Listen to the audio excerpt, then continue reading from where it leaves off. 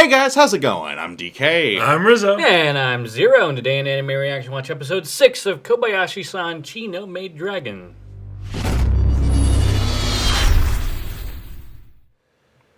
If you want to check out our reaction to the 6th episode of Kobayashi-san Chi no Maid Dragon, hit that link in the description below. And be sure to give us feedback in the comments section, because we love hearing from you. And as always, if you like what you see, subscribe to Otaku Saga, and don't forget to like and share our videos. And thanks for watching.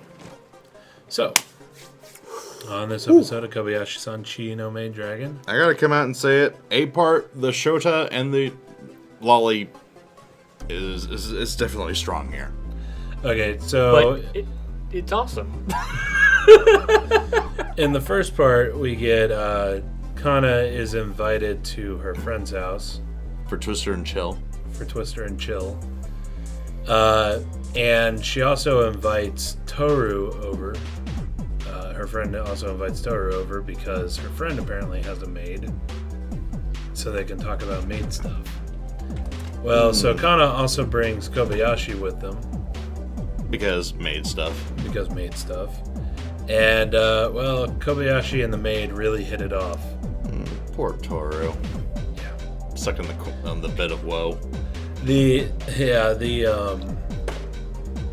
Just that scene. It's like, that moment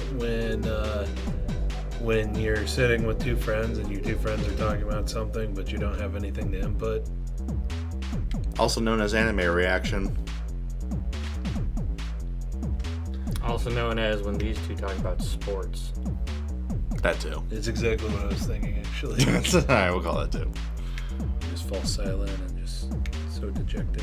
Meanwhile, in the other room, Kana and her friend are, let's see, they play Twister. Lamest game of Twister ever. If you don't have the spinning wheel there, it's just not the same. This knockoff has... There's no person to spin it.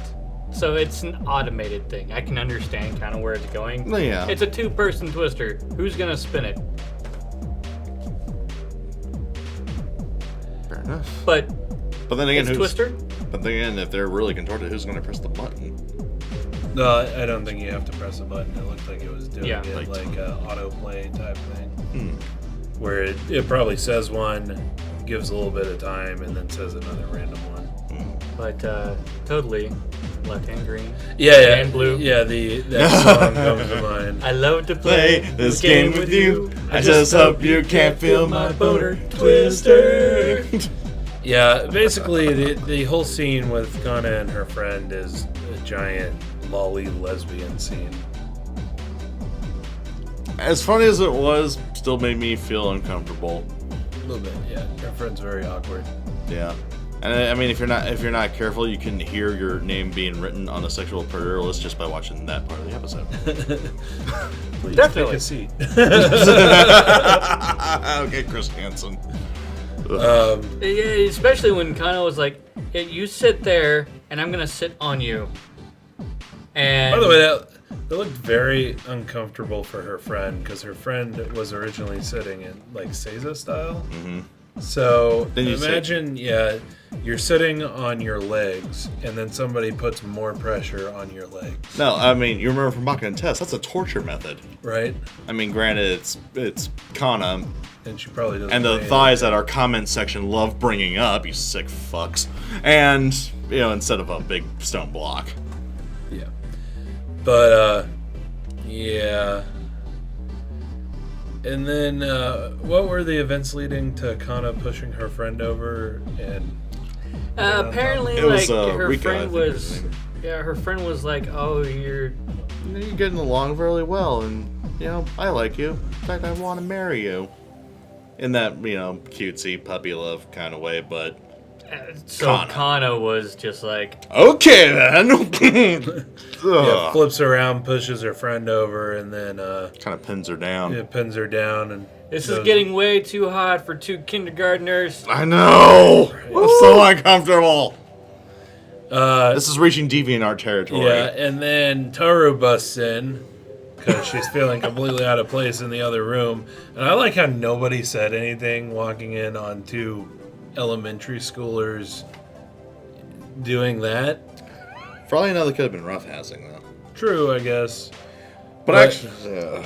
yeah. That scene was pretty funny where she busts in and then you see the two shadowy demon figures drag her back. Come back and talk maids with us. Talk about maids with us.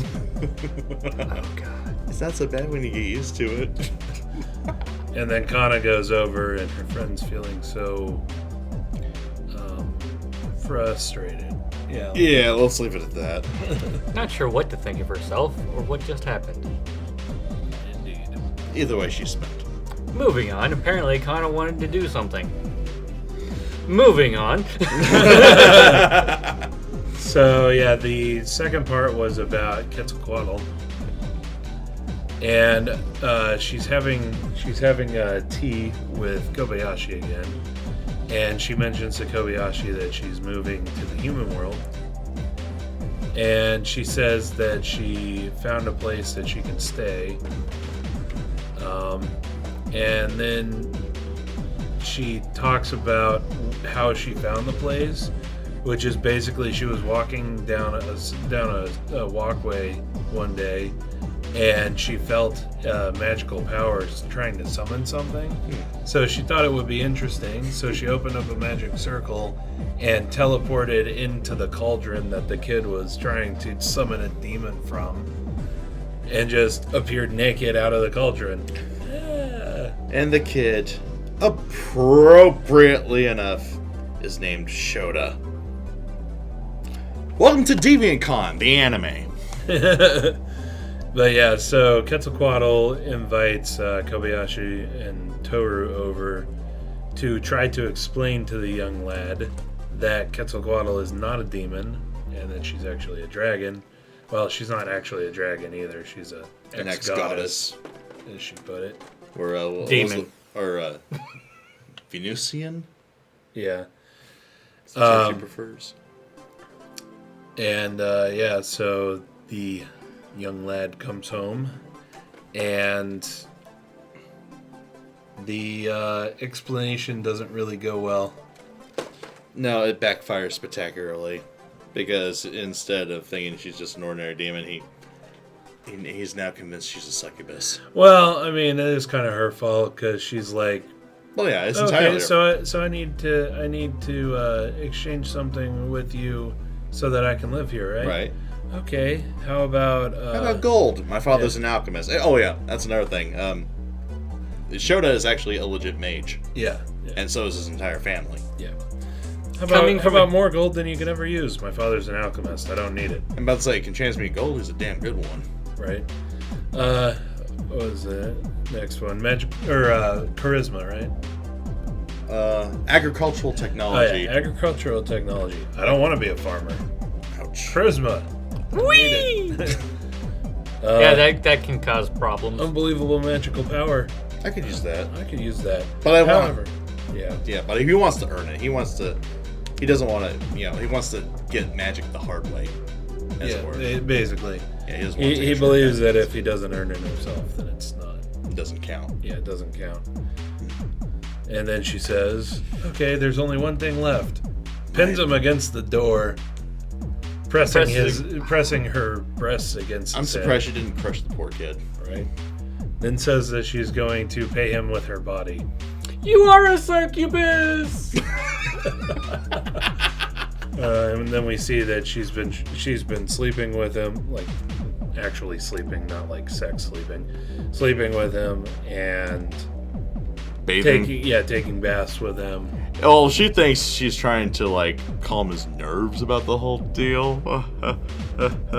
As Toru eloquently put it, she tied her own noose. Yeah, poor and/or lucky lad.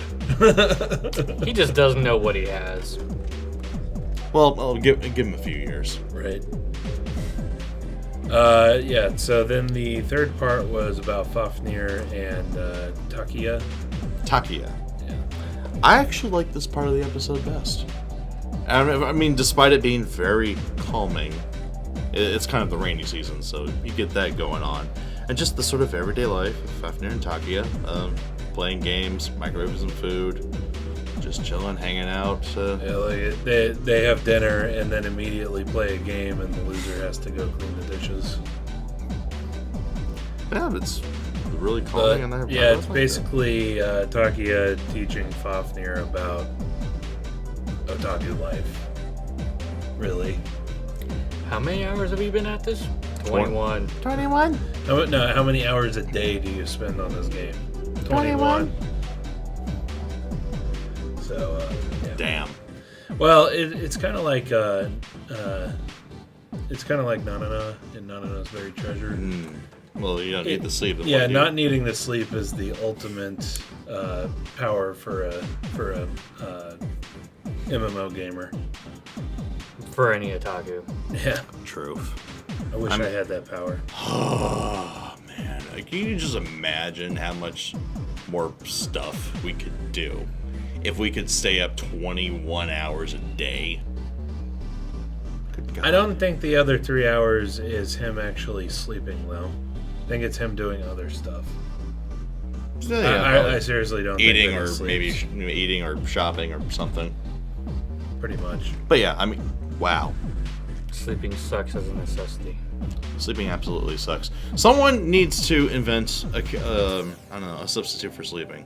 Like, honestly.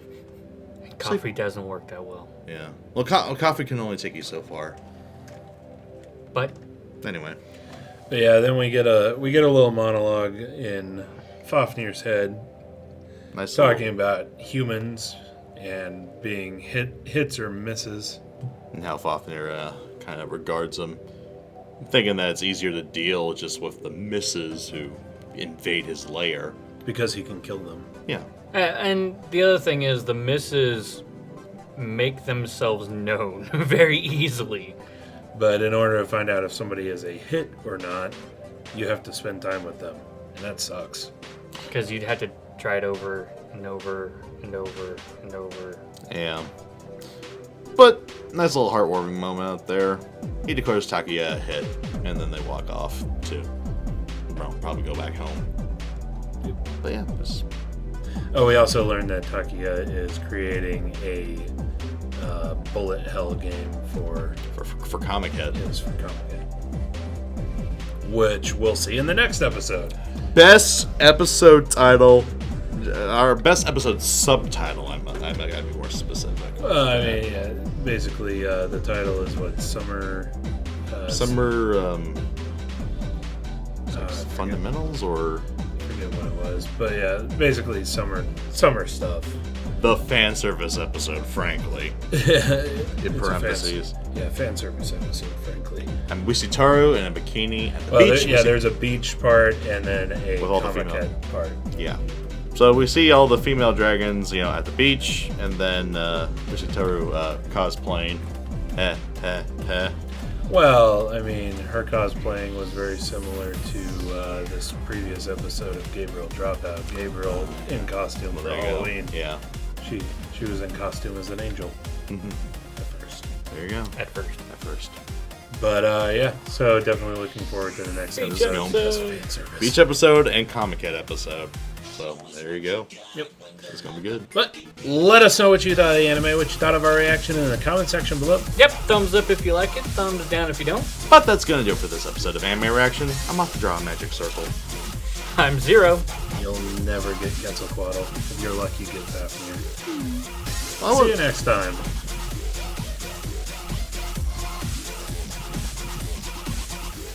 And go ahead and click on my face to go to our most recent Otaku Saga talks. click on my face to go to Otaku Saga Gaming, our gaming channel. And click on the waifu to subscribe to Otaku Saga. And if you'd like to help support us, go ahead and check out our Patreon page.